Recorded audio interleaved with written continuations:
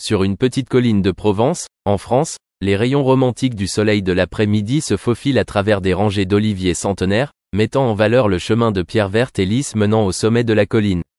C'est là que Kenji et Soraya, un couple célèbre pour leur carrière musicale et leurs nombreuses relations avec un arrière-goût typique, ont décidé de célébrer leur mariage. Kenji, avec un doux sourire et une apparence masculine, se tenait debout et attendait près du petit podium de l'église.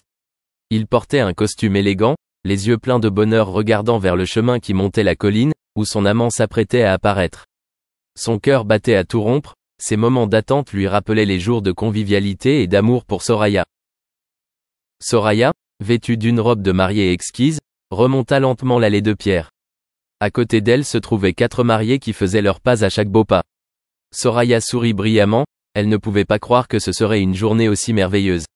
Elle se souvient des merveilleux souvenirs qu'elle et Kenji ont passés ensemble, et maintenant, ils vont entrer dans une nouvelle vie ensemble. La petite église au sommet de la colline est devenue le lieu de témoignage du lien éternel entre Kenji et Soraya. Proches et amis étaient présents pour assister au mariage solennel et émouvant des 2 personnes. Les cloches de l'église sonnaient fort, créant une atmosphère solennelle et sacrée. Une fois la cérémonie de mariage terminée, Kenji et Soraya se sont promenés ensemble autour de la colline, profitant du magnifique coucher de soleil et du calme du paysage suburbain provençal. Ils riaient joyeusement, se tenaient fermement la main, se souvenaient des défis passés et étaient prêts à relever de nouveaux défis dans la vie. La nuit, sous le clair de lune étincelant, Kenji et Soraya se regardaient profondément et se promettaient d'être toujours ensemble, partageant toutes les joies et peines de la vie.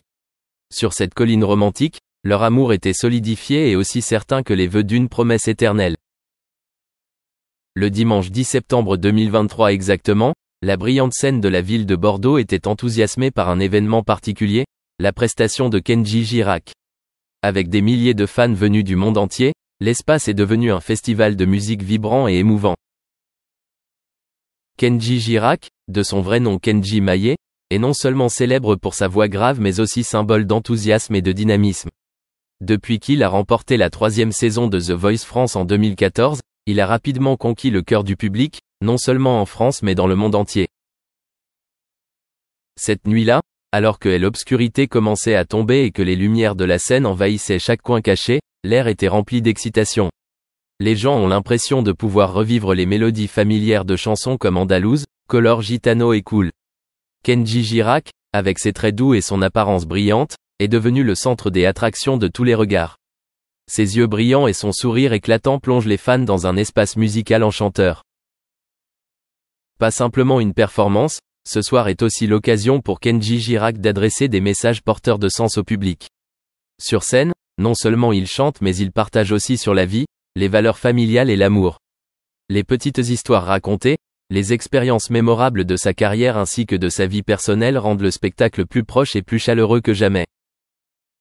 À la vue des tribunes ondulantes, l'émotion a déferlé non seulement chez les fans fidèles mais aussi chez ceux qui assistaient pour la première fois à une représentation de Kenji Girac.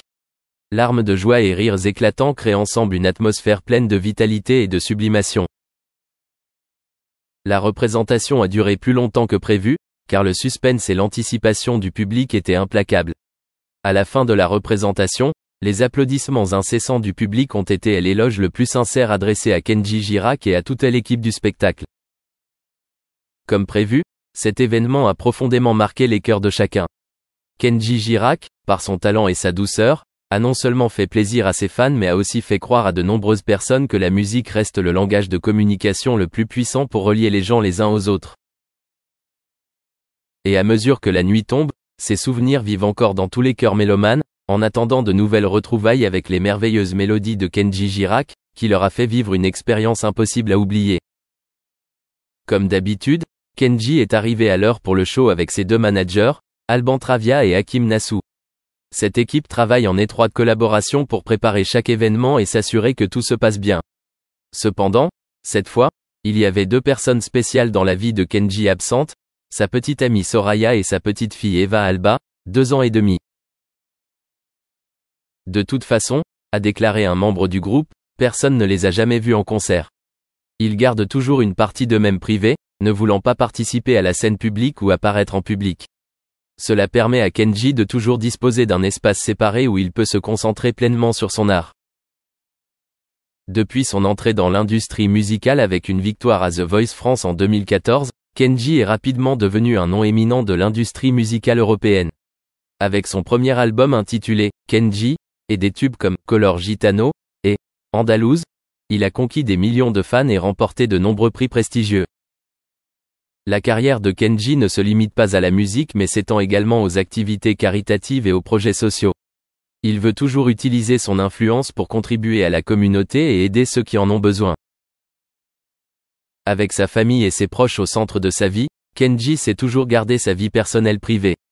La petite amie Soraya et la fille Eva Alba ne participent pas aux événements publics de Kenji, ce qui montre le respect et la protection de la vie privée de sa famille. Même si Soraya et Eva Alba ne peuvent pas être vues aux performances de Kenji, les fans le soutiennent et l'aiment toujours pour tout ce qu'il apporte à la musique et à la vie. Kenji Girac, avec son style et son talent exceptionnel, continue d'être un modèle idéal pour la jeune génération et une icône musicale intemporelle. Kenji Girac, avec sa personnalité vibrante et son talent musical hors du commun, a rapidement conquis le cœur du public depuis sa première apparition sur la scène de The Voice France. Né et élevé dans le Périgord, la belle campagne de France, Kenji apporte non seulement les mélodies vibrantes du flamenco mais y insuffle également un peu d'unicité et de modernité, faisant de sa musique un nouveau favori qui devrait être spécial et facilement identifiable. La carrière musicale de Kenji n'a pas été de tout repos. Après avoir remporté la 3e saison de The Voice France, il a déployé des efforts inlassables pour construire et développer son talent. Kenji est non seulement un excellent chanteur mais aussi un artiste aux multiples talents qui sait conquérir le cœur des fans avec des performances vibrantes et une intimité sincère. Au cours des premières années de sa carrière, Kenji a remporté de nombreux et grands succès. Son premier album, intitulé Kenji, s'est rapidement hissé au sommet des charts en France et dans d'autres pays européens. Avec des chansons comme Color Gitano, Andalouse et Cool, Kenji a prouvé son fort attrait et sa capacité à se connecter avec le public à travers le pays. Ne s'arrêtant pas là, Kenji continue de montrer sa diversité musicale avec de futurs projets. Il n'a pas peur d'essayer de nombreux genres différents comme la pop, le rock et même la musique country, apportant toujours des succès appréciés et diffusés partout. Le dévouement et le professionnalisme de Kenji dans sa carrière musicale se manifestent non seulement à travers ses chansons émouvantes, mais aussi dans les moindres détails de ses performances scéniques. Il consacre toujours 200% de ses efforts à offrir au public les meilleures expériences musicales, de la sélection sonore à la présentation en passant par la manière de communiquer avec les fans. En plus de sa carrière musicale réussie, Kenji est également fan de causes caritatives et fait toujours don d'une partie de son succès pour aider ceux qui en ont besoin. Son humanité et sa générosité sont non seulement admirées mais aussi une grande source d'inspiration pour de nombreuses personnes. Dans une industrie musicale compétitive et en pleine mutation, Kenji Girac affirme sa place d'icône, un nom incontournable au palmarès des artistes français et européens à succès. Avec son talent, son enthousiasme et son professionnalisme sans faille, il fait partie des personnes qui font la fierté de l'industrie musicale et constitue un modèle pour... Une recommandation décisive d'un confident a changé à jamais la trajectoire de Berry. Muddy Waters lui a conseillé de s'adresser à Lynyrd Chess, cofondateur de Chess Records à Chicago. Agissant sur ce conseil, Berry a décroché un contrat avec le label. Dans le même mois, il a enregistré le titre révolutionnaire Maybelline. Cela a marqué son entrée dans l'industrie, mais ce n'était que le début pour le précurseur du rock and roll. Maybelline a suscité un enthousiasme généralisé, salué par de nombreux spécialistes de la musique comme la composition inaugurale du rock and roll. Bien loin d'être un phénomène éphémère, le réservoir créatif de Berry débordait, répondant à l'appel pour plus. Les vannes de la créativité sont restées ouvertes, assurant une vague soutenue de production musicale. Qualifier Berry de prolifique ne rendrait guère compte de l'ampleur de sa production.